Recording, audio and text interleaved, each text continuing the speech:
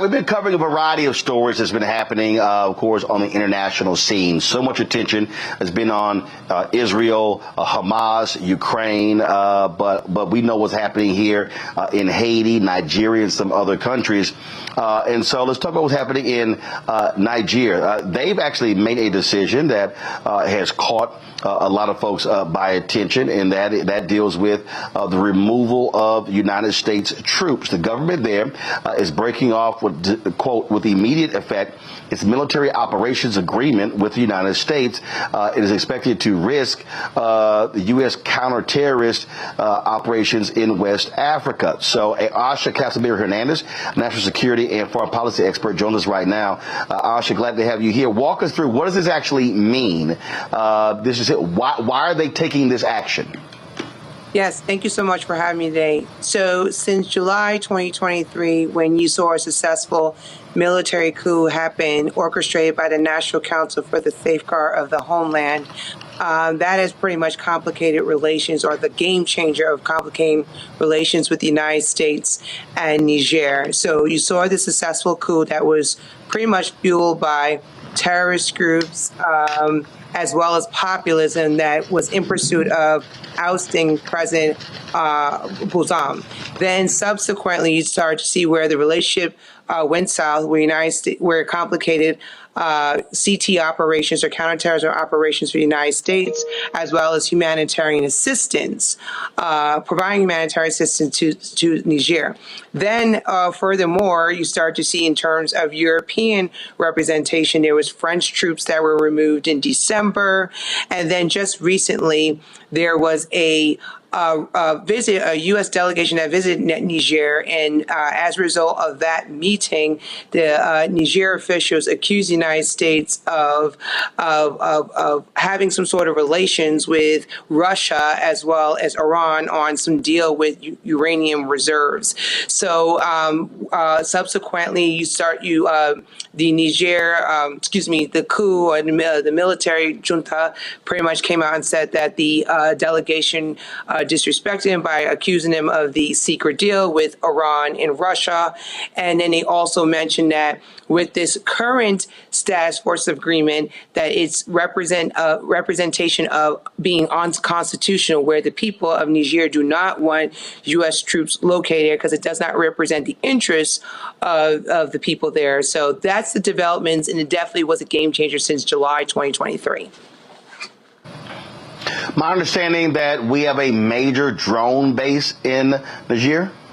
Yes, and so that is it. Niger has, since 2016, been a strategic location for the United States to conduct CT operations, mainly drone operations, conducting surveillance ops as well. So this is definitely a hit for providing security assistance to our Niger, as well as the rest of the sub-region of West Africa.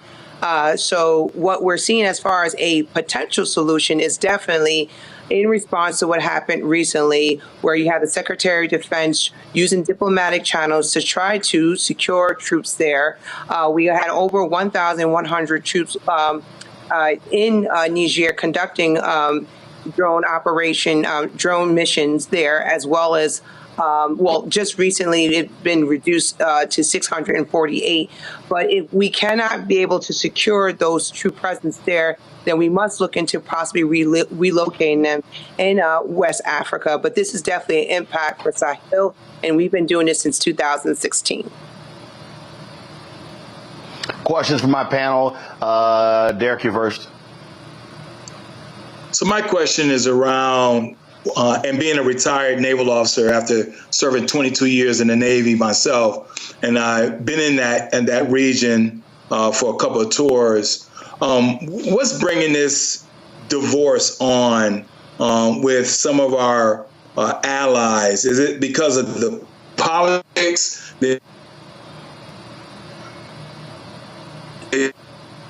What's really spurring this on?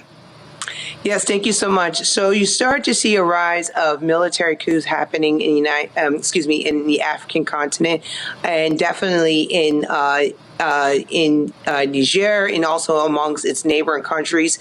Just Mali and Burkina Faso has experienced like more than 4 since 2020. So there's been an uptick of military coups happening, and as a result of that, has pretty much complicated the relationships with the United States and many African countries. Then you're also seeing this as an example of the symptoms of strategic competition, where Russia is trying to undermine our relationships with many countries in Africa.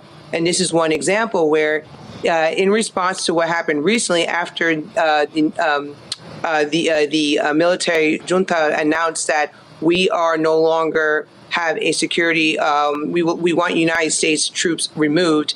They all then went on to say we want to expand our security interests with Russia. So you're seeing where Russia and China, especially Russia, is undermining these security relationships for the United States. Mm-hmm. Is that because of Teresa. our position? Also, I'm sorry. I'm sorry. No, there. Go ahead. No, I was just saying because as we try to grow NATO more, and how Russia is trying to prevent us from growing NATO more, do you see that also playing a front to this game of chess? Yes, absolutely. Again, during the era of strategic competition, it's imperative for Russia to grow its influences or presence around the world, especially in Africa. Africa is definitely a playground for them as far as growing their influences or just the overall global South. So you're seeing, just like what is mentioned in the United States National Security Strategy in 2021, they said in the next 10 years, you're going to see the intensity of strategic competition where Russia and China are going to double down as far as competing against the United States. In doing so, they're going to undermine our alliance system. And this is one clear example. Teresa. Yeah. Well, one, thank you for that host of information. I actually had to read a few articles before I came on here to figure out the best question for you.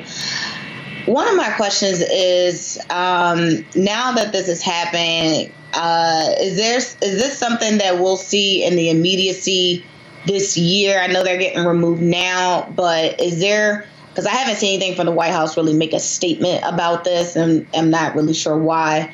But is this something that's going to happen this year that we're going to see the effect of it, since apparently this is happening in other countries? Well, yes, there's a possibility. But as far as what the White House is saying, they're using diplomatic channels. National Security Advisor Jake Sullivan, along with Secretary of Defense Austin, mentioned that they're trying really hard to work very closely to secure a quick decision on making sure that we have troop presence there. But again, because this is a strategic competition, this is harder to do right now with our allies and partners in the African continent. So some of our decision makings, we don't end up with our desired outcomes because of the fact that it's being more contested through Russia and China. So, but the best thing is to right now maintain diplomatic channels and ensuring that we maintain our presence there and continue to conduct CT operations as well as providing humanitarian assistance. Julian. I was in Zambia in July, and it was very clear to me the Chinese influence on the African continent. I mean, much of the new construction that was taking place in Lusaka, the signs were Chinese symbols, etc.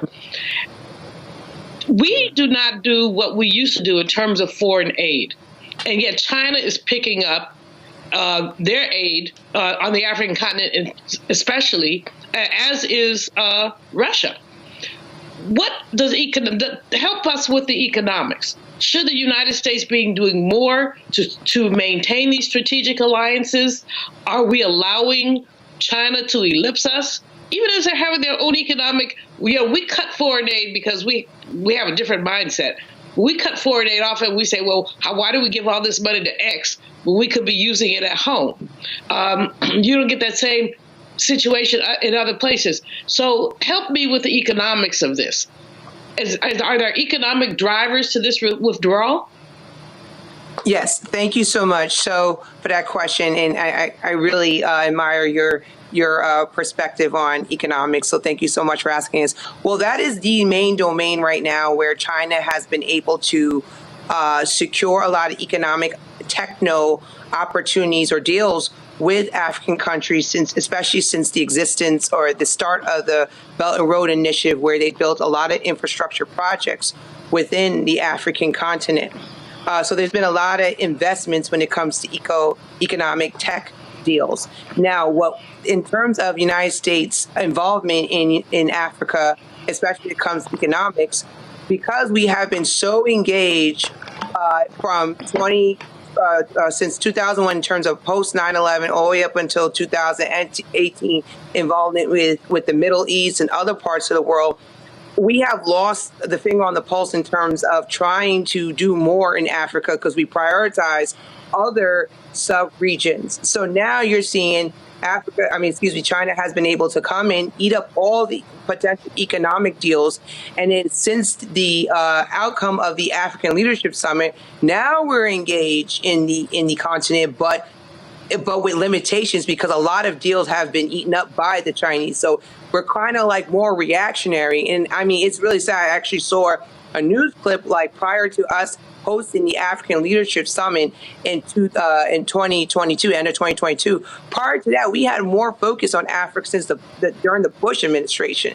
So they had to go like all the way that like 20 years later to say, wow, we're finally reinvigorating our interests in Africa. And unfortunately, a lot of those economic deals have been eaten up by the Chinese.